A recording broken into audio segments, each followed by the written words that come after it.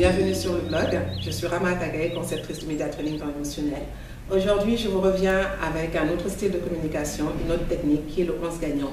Plus précisément, nous allons parler du volet de la communication par la voix. La spécificité de la communication par la voix, c'est que l'intérêt n'est pas porté sur le choix des mots, mais plutôt sur la musicalité des bruits de masse, c'est-à-dire les cris, les chants.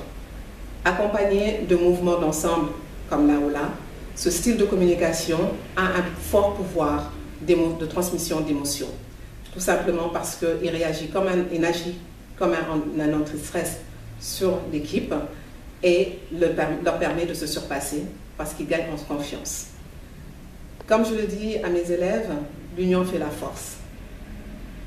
On a besoin tous de tous les maillons pour gagner, pour atteindre la victoire. Ce qui va m'amener à vous dire que les supporters font partie intégrante de l'équipe. On ne peut dissocier supporters et équipe, car ils jouent un rôle très important, un rôle déterminant, un rôle de stimulateur. C'est par leur voix, par leurs actes, par leurs cris, que l'équipe va trouver la force de devenir surhumain. J'ai choisi donc pour cette étude de cas Khan Dalméda, qui est le meneur de l'équipe nationale du Sénégal, celui que j'aime appeler affectueusement le petit filou, celui qui s'est fait identifier par sa sagesse avec son rôle de régulateur. Aujourd'hui, Khan Dalméda va venir nous parler par une sorte de chorégraphie de mots techniques. Il sera plus à même de nous expliquer l'importance de ce type de communication. Khan, c'est à toi.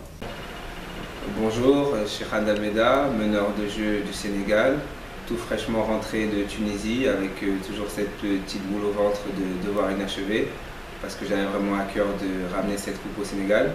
Maintenant ce n'est pas le cas, mais maintenant je fais en sorte que toutes les choses évoluent dans le bon sens pour pouvoir le ramener. Donc j'ai vraiment un cri de cœur à passer en remerciant les supporters et en disant surtout aux supporters qu'on a besoin d'eux, aux fans, qu'on a besoin d'eux derrière nous, avec nous.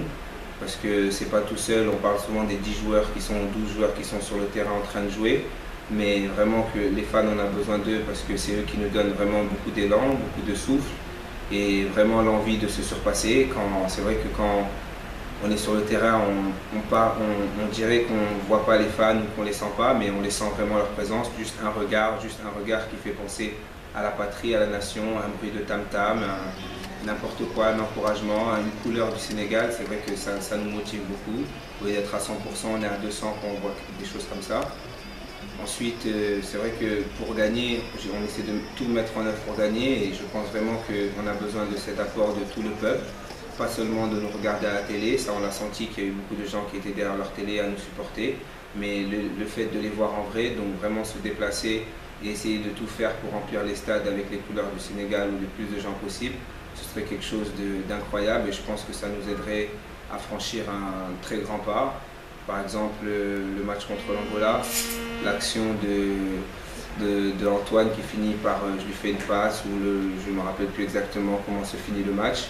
Mais bon, on gagne le match sur une dernière seconde et la première réaction de la plupart des joueurs, c'est de se retourner vers le public et de courir vers le public. Donc on s'est vraiment senti chez nous à ce moment-là. On a couru vers les choses qui nous faisaient vraiment vibrer. Les gens, vraiment, on a été vers là où on se sentait chez nous, c'est-à-dire le public. Certes, ils étaient qu'une dizaine, une centaine, je ne sais pas, mais ils auraient été des milliers, ça aurait été tout aussi beau. Donc vraiment, je tiens vraiment à mobiliser les gens vers ce mouvement-là et on a vraiment besoin des gens, on a vraiment besoin de vous, on a vraiment besoin des fans qui soient avec nous, qui se déplacent si possible, la possibilité de se déplacer et ce sera quelque chose qui nous fera avancer pour pouvoir ramener cette coupe au Sénégal.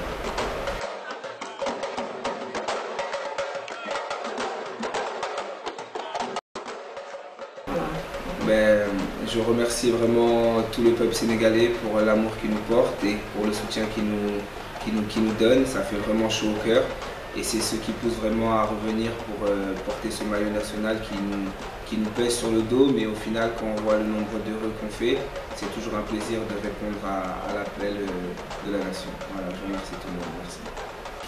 Vous comprendrez, après ce cri de cœur de Khan, l'importance du transfert d'émotions par la musicalité des bruits de masse.